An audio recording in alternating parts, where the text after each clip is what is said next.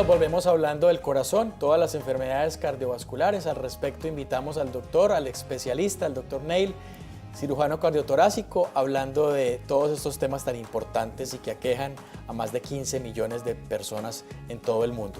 Nos quedamos en el segmento anterior hablando de la enfermedad coronaria. La angina o el dolor de pecho como primera manifestación de una enfermedad coronaria o de un evento coronario agudo. ¿Cuál es el diagnóstico y cuál es el abordaje de este paciente cuando llega a emergencia? ¿Qué se le realiza en sala de emergencia a este tipo de pacientes o cómo se diagnostica la enfermedad coronaria? Cuando un paciente tiene un episodio agudo de enfermedad coronaria es porque el flujo de sangre por los vasos sanguíneos que nutren al corazón ha sufrido, y ya sea por un bloqueo agudo o por un bloqueo crónico que se agudice en ese momento. Entonces el paciente va a empezar a sentir dolor de pecho, generalmente en el centro del pecho, yéndose hacia los hombros, yéndose hacia el cuello, a veces hacia la mandíbula y hacia los brazos. Respiración, problemas de respiración, van a sentir que les hace falta la respiración. Como agitada, como agitados, dificultad para respirar. Se puede poner pueden perder el conocimiento, la presión se les va a bajar. ¿Por qué? Porque en ese momento el corazón no está obteniendo la sangre que necesita para bombear efectivamente. Sudoración, palidez, mareo, puede inclusive caerse al suelo. Y el dolor de pecho agudo. En ese entonces, el paciente tiene que hablar al 911 para que se le lleve a emergencia. Cuando el paciente se ingresa a emergencia sabe que un paciente con un episodio agudo de enfermedad coronaria se le tiene que ver en ese mismo instante. Entonces al paciente se le pasa al cuarto y se hace el diagnóstico, los laboratorios primarios y el diagnóstico primario, que va a consistir en enzimas cardíacas, que es un laboratorio de sangre, ¿verdad? Cuando el corazón le falta sangre por esos bloqueos, entonces hay unas enzimas en el músculo del corazón que el nivel va a empezar a subir, y es como sabemos que algo está pasando. Y esas enzimas se evalúan o se miden en el laboratorio y digamos que son una muestra indirecta o directa de que el corazón o el músculo del corazón está funcionando inadecuadamente o que le está llegando menos sangre y que se está convirtiendo en un corazón o un músculo isquémico a un músculo que se está muriendo por falta de irrigación sanguínea. Exactamente, cuando existe un insulto en el músculo del corazón, entonces por que es un daño físico del corazón, ¿verdad? Entonces esas proteínas, esas enzimas van a salir a la circulación y se pueden detectar en estos laboratorios. Ahora se miden cuando llega el paciente y se miden en determinados intervalos para saber si el problema sigue o si el problema está mejorando.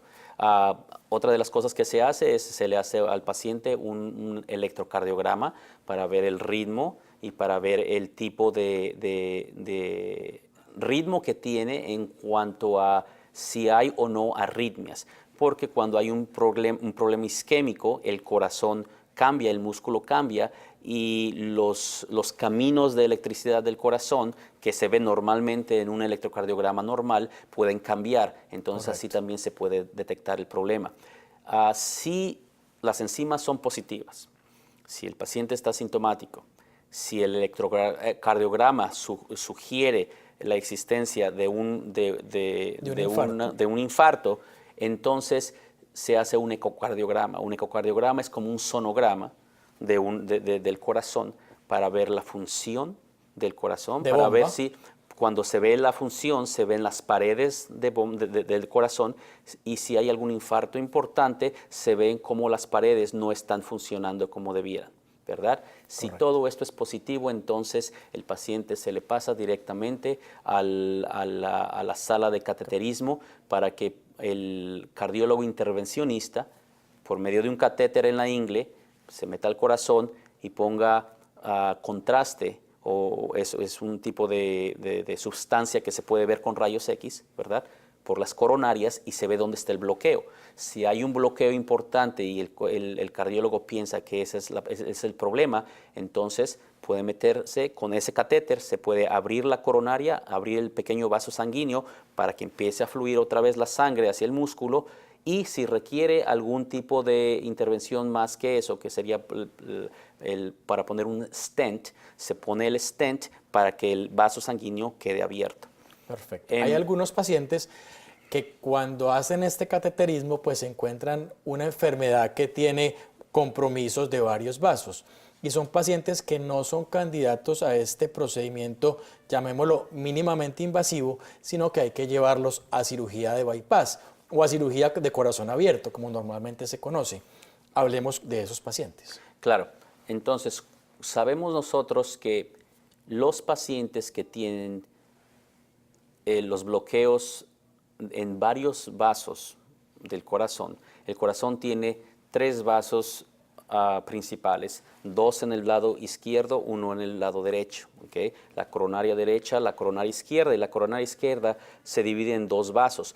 Cuando hay bloqueos en 3 de los 3 vasos, sabemos que cuando el paciente se le pasa a sala de operaciones para hacer una cirugía de bypass, esos pacientes en muchos años tienden a salir mejor y tener mejores resultados que alguien que le ponen stents. Entonces, cuando el paciente tiene varios bloqueos en varios de los vasos sanguíneos, es cuando existe la indicación para una cirugía de bypass. De corazón abierto. De corazón. ¿Cómo es esa cirugía? ¿Cómo es el procedimiento? Más o menos cuánto tiempo dura y cómo es la recuperación, porque ese paciente sí debe ir a cuidado intensivo, es una cirugía mucho más, llamémoslo agresiva, es una cirugía donde se hace un procedimiento mucho más largo y ese paciente sí, digamos, requiere un periodo de recuperación mucho mayor del paciente que se le hizo inicialmente la dilatación de la vena o se le colocó el stent. Claro. Como tú acabas de mencionar, es más complejo el procedimiento, es cirugía. Al paciente se le pasa a la sala de operaciones, va a hacer una incisión en el esternón, en el hueso de aquí de enfrente del pecho, para poder abrir, para poder tener acceso al corazón. Cuando se tiene acceso al corazón, se ponen ciertas cánulas en el corazón para que al paciente se le conecte a la máquina de pulmón y corazón que tenemos, para que en el momento apropiado uno con medicamentos para el corazón, para que uno pueda hacer la cirugía, y con el corazón parado el paciente todavía puede tener circulación al resto de su cuerpo, al cerebro, y oxigenación porque está conectado a la máquina de pulmones y corazón. El bypass se hace por medio hay 2 arterias que corren en la parte interna de la pared del pecho. ¿Okay? Generalmente una de esas arterias se quita de ahí y es la que se usa para hacer el bypass de la arteria principal en el lado izquierdo del corazón. Entonces, aunque se tenga un bloqueo, vamos a decir, del 100%, al poner el bypass adelante del bloqueo, entonces la sangre corre, la circulación corre por esa arteria y llega hacia el músculo del corazón. Es hacer un puente. Es un puente sobre el que se la hace. obstrucción, simplemente Más allá de desviar la sangre por una nueva vía que se saca o que se obtiene de una arteria también del mismo cuerpo, y se hace el bypass o el puente para que la sangre continúe fluyendo hacia el corazón y continúe haciendo su función, que es nutrir y oxigenar. Exactamente, y las otras arterias se les va a hacer esos puentes, esos bypasses de una manera similar, pero usando venas, la vena safena del miembro inferior, de aquí de la pierna, ¿verdad? Sí. Que también generalmente se hace con técnicas mínimas invasivas, pequeñas incisiones con una cámara para que se saca un segmento de vena de la pierna, se divide y de acuerdo a lo que uno necesite para hacer el puente, el bypass. Entonces así es como se hace, por lo menos una arteria a la arteria principal del corazón, sí, arteria a arteria, y los demás pueden ser venas que se sacan de la pierna para hacer los demás puentes hacia el corazón. De esta manera, como dijiste tú, se hace el puente sobrepasando la obstrucción aguda o crónica para tener mejor flujo sanguíneo y para poder nutrir ese músculo. El tiempo de la cirugía depende de cuánto trabajo tienes que hacer, depende de la anatomía del paciente, depende de la anatomía del corazón, de la calidad del vaso en el que estás trabajando, ¿verdad? Por lo general, el paciente tiene este tipo de problemas porque los vasos sanguíneos están muy calcificados, tienen calcio. Entonces es el mineral. Si tú ves una piedra, tú ves las piedras que tienen en las arterias. Entonces hay que encontrar un segmento que todavía esté suave, que no tenga mucha placa en la coronaria para poder abrir y hacer tu puente. Entonces el tiempo depende de cuántos bypasses tengas que hacer y el tipo de anatomía del paciente. Doctor Neil, nos podríamos quedar todo el día hablando de enfermedad cardiovascular y nos quedamos con muchas preguntas que, bueno, en otra oportunidad más podremos hacerlas y podremos hablar más de este tema tan interesante. Muchísimas gracias por estar conmigo en la tarde de hoy y espero tenerlo hoy y muchas otras veces.